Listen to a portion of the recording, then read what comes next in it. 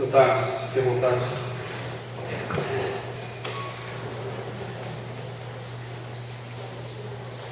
A carta do apóstolo Paulo aos Romanos, capítulo 12. Paulo aos Romanos, no capítulo 12, nos diz assim, os dois primeiros versículos. Vamos ler de forma comunitária, capítulo 12 da carta do apóstolo Paulo aos Romanos. Rogo-vos, pois, irmãos, pelas misericórdias de Deus, que apresenteis o vosso corpo como sacrifício vivo, santo e agradável a Deus, que é o vosso culto racional. E não vos conformeis com este século, mas transformai-vos pela renovação da vossa mente, para que experimenteis qual seja a boa, agradável e perfeita vontade de Deus. Amém. Palavra do Senhor aos nossos corações. Nesse grande desafio que temos de vivermos a vida do reino, onde nós estivermos, é de suma importância que compreendamos a proposta do apóstolo Paulo dentro do seu contexto e, por consequência, a cada um de nós. E Paulo tem uma proposta interessante aqui a esta comunidade, a fim de que a mesma, ele faz um rogo, né? Ele roga aos irmãos para que eles se apresentem sacrifício vivo a Deus.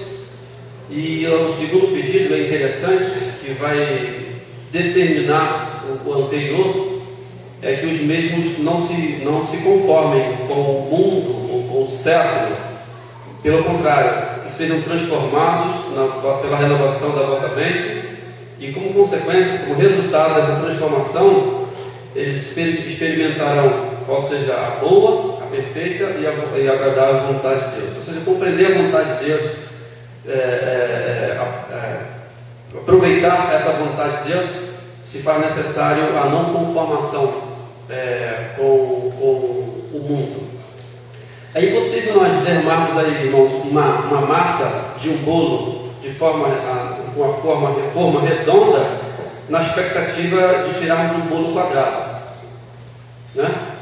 A forma é quem vai determinar a massa, e não a massa a forma. Então a gente joga a massa e o resultado vai ser de acordo com a forma. Inevitavelmente a forma é quem vai determinar. Essa é a regra. Mas nesse particular aqui, o apóstolo Paulo propõe aí uma quebra dessa regra. Ele não nega a forma do mundo, mas ele orienta, ele roga à igreja para que a mesma, enquanto massa, não se adeque à forma ou à forma do mundo. Até porque, a partir de agora, a igreja ela tem uma outra forma, ela tem uma outra forma. Então, o desafio nosso, que vivemos neste mundo, é nos adequarmos à forma do reino e não à forma do mundo. E quando a gente pensa em mundo, eu já devo ter falado aqui, é importante nós pensarmos nas três perspectivas, se der errado. Primeiro, a perspectiva do mundo criação. Deus criou todas as coisas, Ele sustenta todas as coisas. Este é o mundo criação. Este mundo precisa e deve ser alvo do nosso zelo, do nosso cuidado. Está aí a grande proposta do cuidar da natureza para o nosso próprio bem, né? Do cuidar dos mares, das plantas, do ser, da vida, para o nosso próprio bem. Portanto, tudo isso é criação de Deus e é mordomia cristã tratar desse aspecto. Então, esse mundo criação precisa e deve ser alvo da nossa proteção. Deus amou o mundo de tal maneira que deu seu Filho unigênito para que todo aquele que nele crer não pereça, mas tenha vida eterna. Este mundo é gente, este mundo é pessoa, este mundo deve ser alvo do nosso amor, do nosso cuidado, da nossa evangelização, do nosso bom testemunho. Mas a mesma Bíblia Sagrada diz o seguinte: não ameis o mundo, nem aquilo que do mundo há. E agora o terceiro mundo é totalmente diferente dos dois primeiros. Não é o mundo criação e não é o mundo pessoa, é o mundo sistema perverso. E é exatamente este mundo sistema perverso, a este mundo sistema perverso que o apóstolo Paulo se refere nos convidando a não nos conformarmos com este mundo, a não nos submetermos à forma deste mundo, a fim de que tenhamos condições de vivermos os valores do reino. Isso só é possível em função da firme convicção de que as coisas velhas se passaram, eis que tudo se fez novo. O Evangelho invadiu o nosso ser, e porque invadiu o nosso ser, agora nós somos desafiados exatamente a adquirirmos uma outra forma. Nesse sentido, irmãos, a gente vai verificar que a igreja ela não pode se secularizar. Ela não pode se secularizar. Secularizar é tornar sagrado, tornar o que é sagrado em profano. Essa é a definição básica aí do dicionário. É tornar o que é sagrado em profano. O fato é que, erradamente, nós departamentalizamos a nossa vida, nós separamos. Involuntariamente, nós chamamos A e B de sagrado e C e D de profano. Não chamamos de profano porque soa ruim aos nossos ouvidos, mas nós departamentalizamos involuntariamente. E o sagrado para nós é o domingo. O sagrado para nós é a escola dominical, o sagrado para nós é o culto. E aí, a partir da segunda-feira, é o secular, é o não sagrado. E aí levamos aí involuntariamente uma vida dúbia, quando na realidade, a partir da perspectiva do Evangelho, a partir da perspectiva do reino, todas as áreas de nossas vidas, elas são extremamente sagradas, elas são extremamente espirituais, elas são reino de Deus. Então nosso desafio é exatamente vivermos esta grande realidade. E é só compreendendo essa realidade que nós temos condições de não nos conformarmos com este mundo. Estamos neste mundo, vamos viver nesse mundo. Cristo pediu ao Pai que não nos tirasse desse mundo, enquanto muitos querem sair desse mundo, muitos cantam Maranata, querem ir para o céu. Cristo vai dizer o seguinte: não, Pai, não esquece dos filhos do mundo, deixa eles viverem no mundo, deixa eles estudarem, deixa eles trabalharem, deixa eles interagirem e viverem no mundo, mas eu só peço que os livre do mal. E os livrar do mal é exatamente esta não conformação com este mundo perverso. Se a gente for olhar na história, nós vamos verificar, tomando como referência a ilustração uma gangorra, que a igreja ela vive essa gangorra. Ora está na parte de cima, ora está na parte de baixo. Ora está na parte de cima, ora está na parte de baixo. Por exemplo, logo lá nos primórdios, logo lá no início, quando o Cristo foi assunto aos céus, deixou aí a igreja continuando o seu serviço na responsabilidade dos apóstolos, a igreja foi evangelizando, vivia na comunhão, no partir do pão, não havia necessitados entre eles, toda essa beleza, todo esse lado romântico, toda essa poesia linda que é evangelho, que deve ser vivido. E o texto de Atos diz que a igreja caía na graça do povo, né? É o momento da igreja estar na parte de cima da gangorra. A igreja estava no ápice, na parte de cima da gangorra, enquanto ela caía na graça do povo. Enquanto isso, o Senhor ia acrescentando aqueles que foram conquistados pela igreja. Olha, interessante, eles foram conquistados pelo modelo de vida da igreja. E uma vez sendo conquistados pelo modelo de vida da igreja, eles foram conquistados para o Evangelho. Digo isso porque a igreja, inclusive aquela de Atos dos Apóstolos, ela não era, eles foram conquistados para o reino. Digo isso porque aquela igreja de Atos dos Apóstolos, assim como qualquer igreja militante, ela não era o reino, ela é sinalizadora desse reino. Então, a igreja conquistou o povo, e uma vez conquistando o povo foi conquistado através da ação do Espírito Santo para o próprio reino, para o próprio Evangelho. De repente, no tempo e no espaço, a igreja foi para a parte de baixo da gangorra.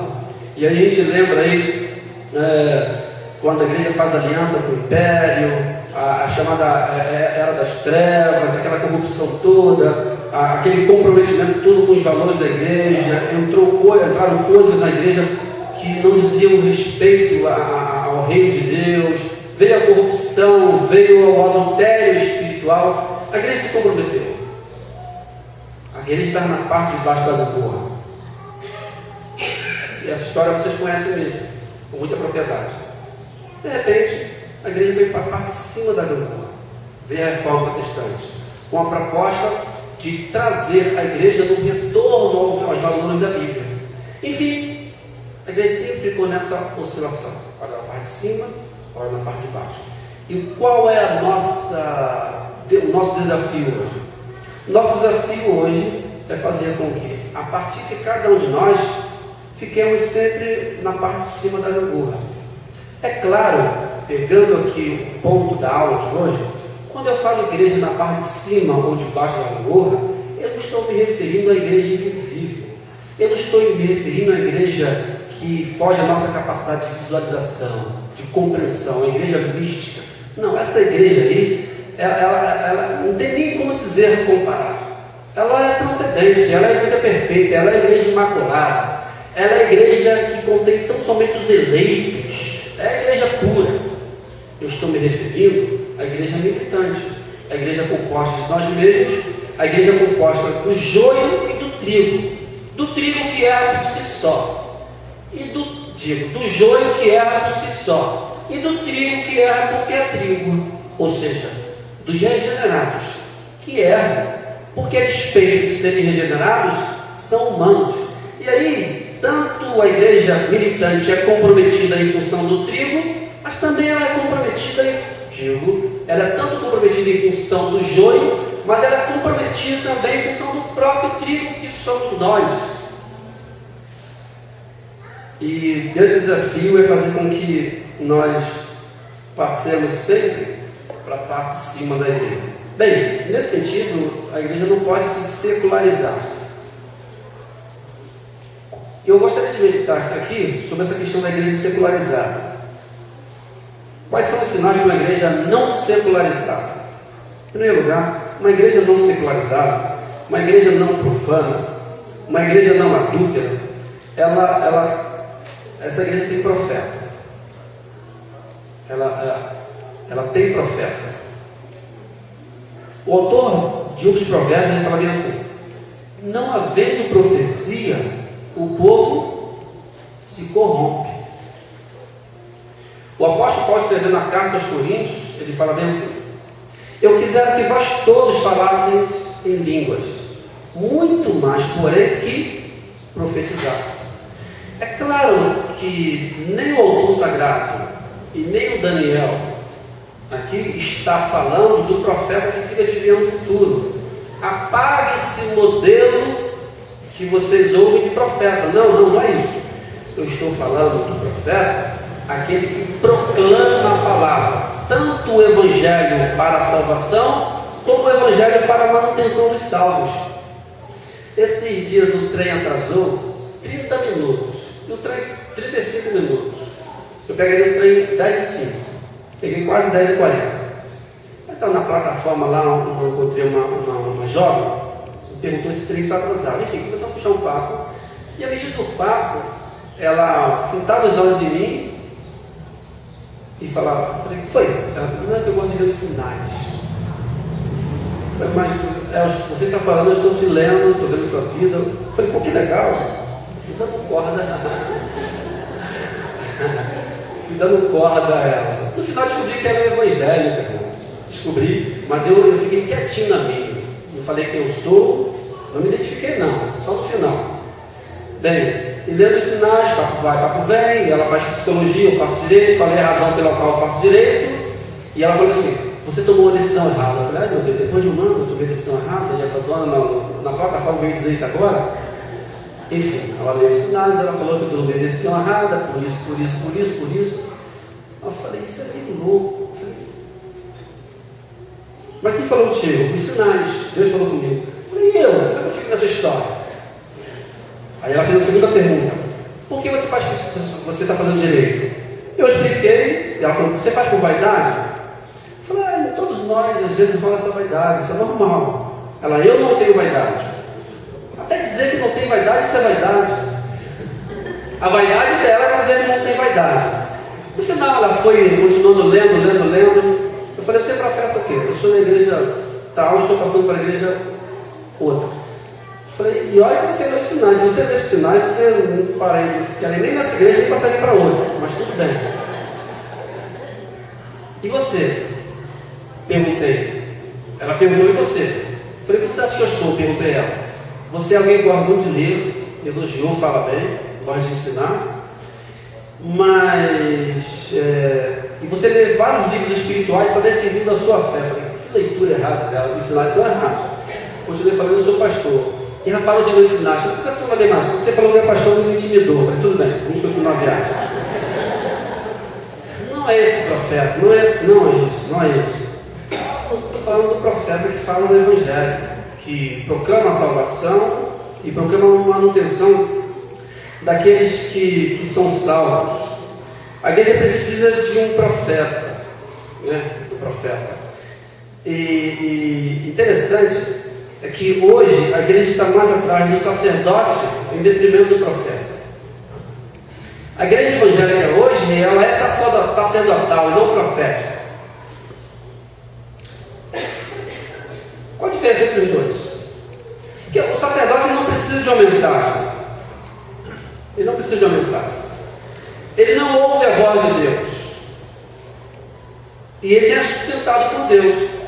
Porque o sacerdote é aquele que leva do povo para Deus.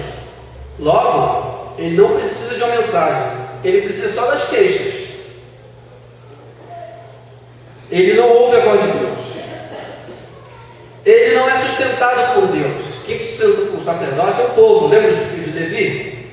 Quem sustentava o sacerdote era o povo e não Deus.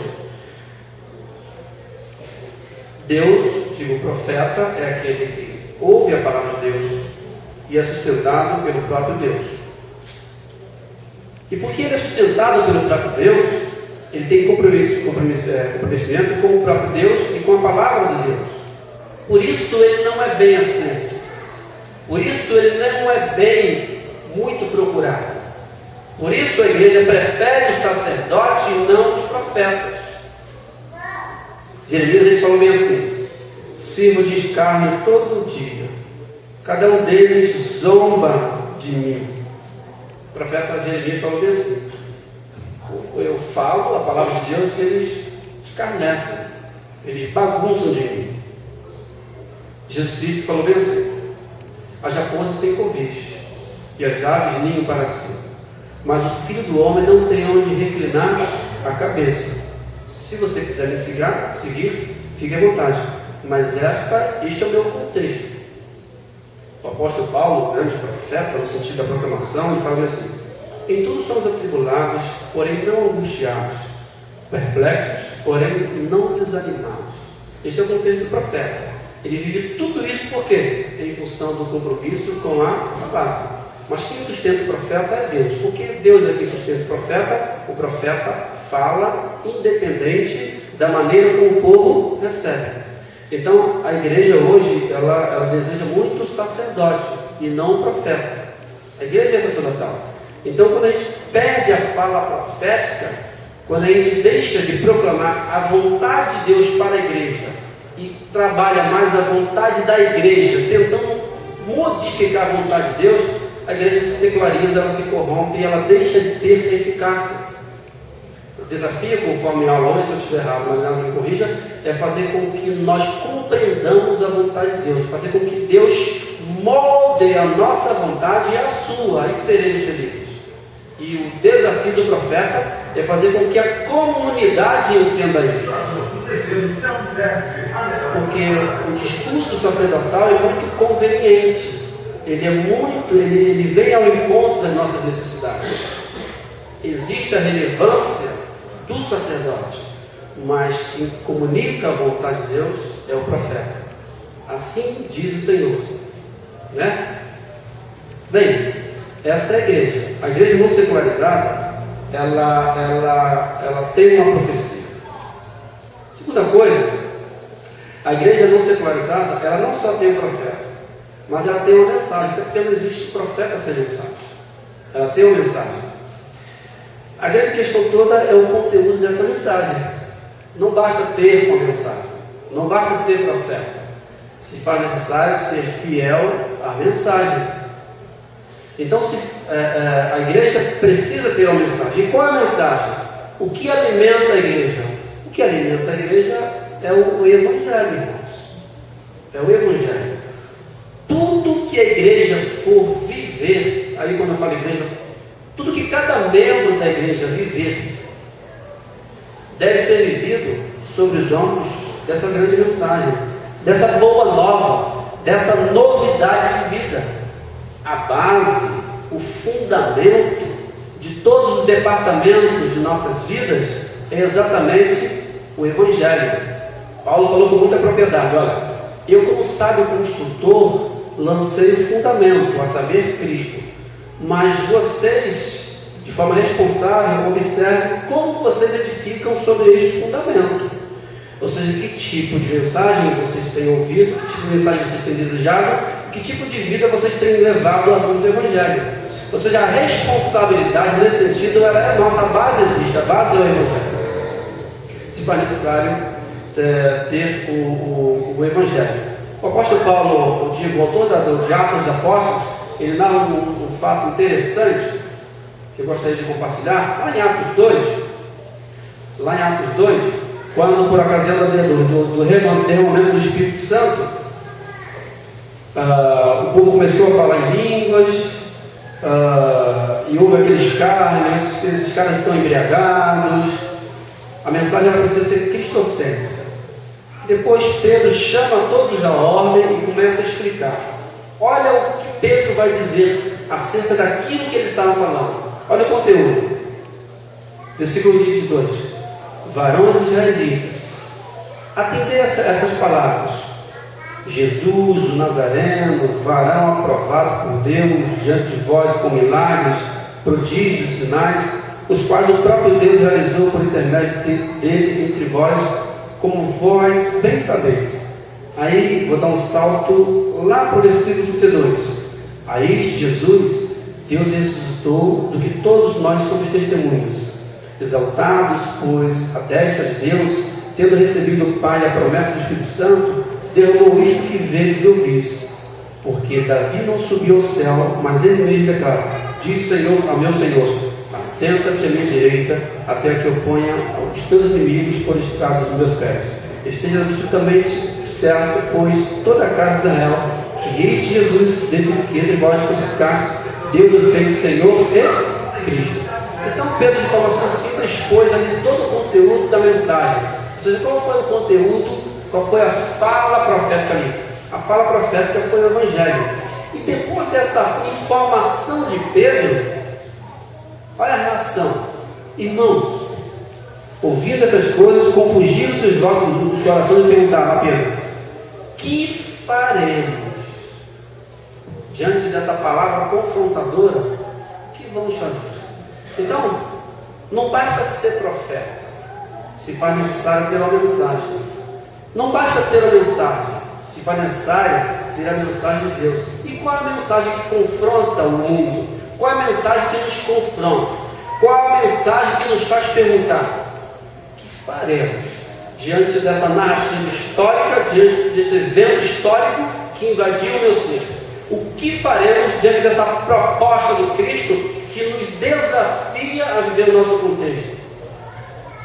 Compungir os seus corações e perguntar: o que faremos? E Pedro responde: arrependei-vos e cada um de vós seja batizado em nome do Senhor Jesus para a remissão dos vossos pecados e recebereis o dom do Espírito. Ou seja, a mensagem é o Evangelho.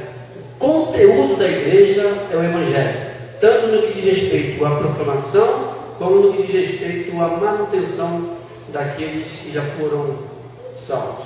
Então a igreja não secularizada, ela tem uma fala profética, mas ela não só tem uma fala profética, mas ela tem um conteúdo, e o conteúdo é o Evangelho.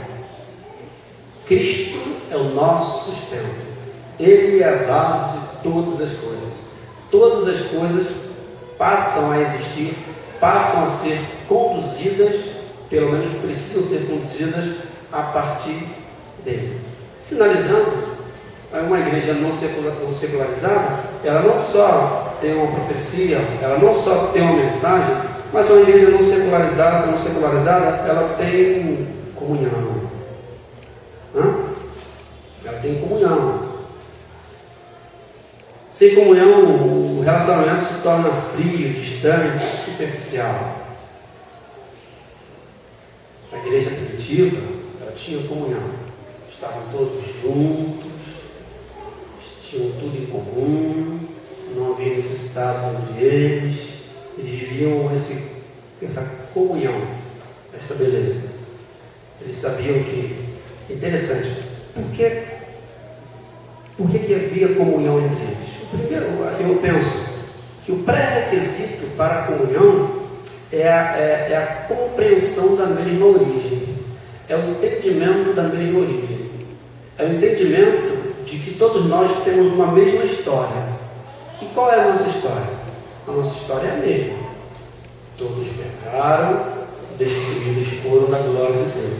Ou seja, há uma isonomia aí nesse aspecto, né? Apesar de sermos todos diferentes no que diz respeito à cor, no que diz respeito à idade, no que diz respeito ao gosto, no que diz respeito ao time, a torcer, no que diz respeito a tudo, somos totalmente diferentes. Mas o Evangelho nos faz verificar que há isonomia no que diz respeito à ação do pecado a cada um de nós. Somos todos igualados, no mesmo pé. Bem, a partir daí tem uma outra coisa que que vai contribuir para a comunhão. Nós não só fomos vitimados pelo mesmo pecado, mas fomos resgatados pelo mesmo Senhor. Há um só Senhor, há um só batismo, há um só Espírito. Pronto. Não existem vários senhores. Servimos ao mesmo Pai, servimos ao mesmo Senhor. E uma terceira coisa muito interessante é que fomos inseridos, fazemos parte de um mesmo corpo. E é compreendendo esses 3 pontos que vai nos facilitar a vida em comunhão. Ou seja, somos todos uma família. Éramos inimigos de Deus, éramos ovelhas sem pastor, Ele nos resgatou, Ele veio ao nosso encontro, nos salvou, transformou o nosso ser e nos colocou nessa família chamada igreja. Igreja militante, igreja cheia de falhas, mas igreja que é desafiada a romper essas falhas vivendo a comunhão, vivendo a aceitação do outro, vivendo o respeito um ao outro, vivendo a compreensão das nossas deficiências, porque se não houver o desafio a superar tudo isso, deixa de ser igreja. O desafio não é a anulação de tudo isto, porque isso é impossível. Mas o desafio é a superação dia a dia de tudo isso. Lembra que uma vez eu falei isso? Eu falei uma coisa aqui. O membro chegou na igreja e falou: pastor, eu vou sair dessa igreja, porque essa igreja é muito problemática. Eu falei: fica aí. Não, eu vou. Bom, se você for encontrar uma igreja sem nenhum problema, o que eu faço, pastor? Não vai para lá não. Você vai estragar essa igreja. A gente estraga a igreja que não tem problema. Como não existe igreja sem problema, a gente o quê?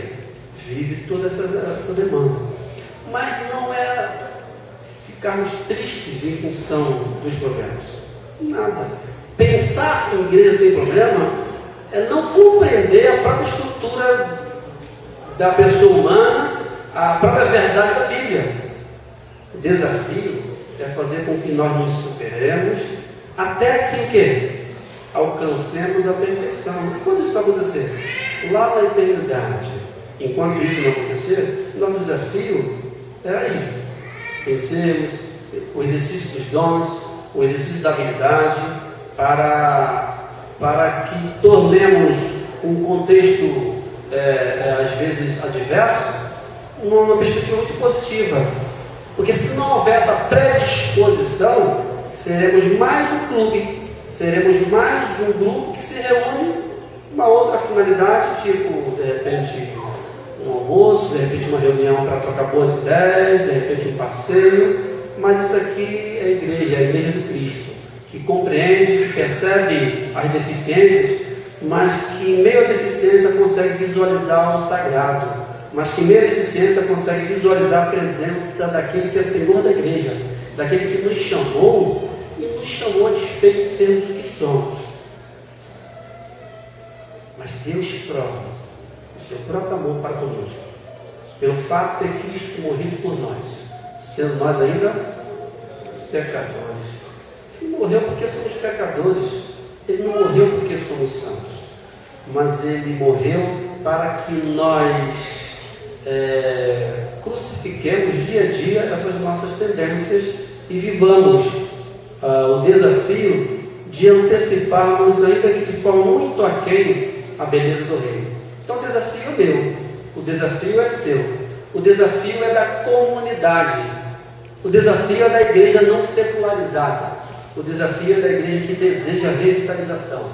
É uma revitalização que não depende de nós, depende da ação do Espírito. E porque depende da ação do Espírito, nos submetamos dia a dia à voz daquele que é o Senhor da igreja. Que Ele mesmo nos guarde, que Ele mesmo aqueça os nossos corações, que Ele mesmo tire de nós, dia a dia, tudo aquilo que impeça essa revitalização e que nos faz muitas vezes ser tão profano, tão secular, apesar de proferirmos, de anunciarmos o nome daquele que é sagrado. Ele nos guarde e nos abençoe. Amém. Oremos. Senhor, nos colocamos em Tuas mãos nesse momento e suplicamos, Pai, que o Senhor nos dê a Tua graça, nos auxilie na instrumentalidade do Espírito Santo, a fim de que sejamos cada dia mais parecidos com o Senhor. Senhor, que a nossa fala seja fala profética e que o Evangelho seja o conteúdo da nossa fala, que o Evangelho seja a proclamação da salvação, que o Evangelho seja a proclamação do amor, do respeito, da cumplicidade para o bem. Senhor, nos perdoe, porque entendemos que existe muitas coisas em nós não Evangelho. Faz parte da nossa estrutura e o Senhor soberanamente não tirou isso de nós, mas nos desafia para que a luz do Evangelho, sob a orientação da Sua palavra, crucifiquemos essas tendências. Por isso, Pai, auxilia-nos a fim de que tenhamos força para crucificar aquilo que está em nós, aquilo que é anti-evangelho, a fim de que o Evangelho se torne realidade em nós, Pai. Muito obrigado por tudo. Oramos em Jesus Cristo. O Evangelho se fez carne. Amém.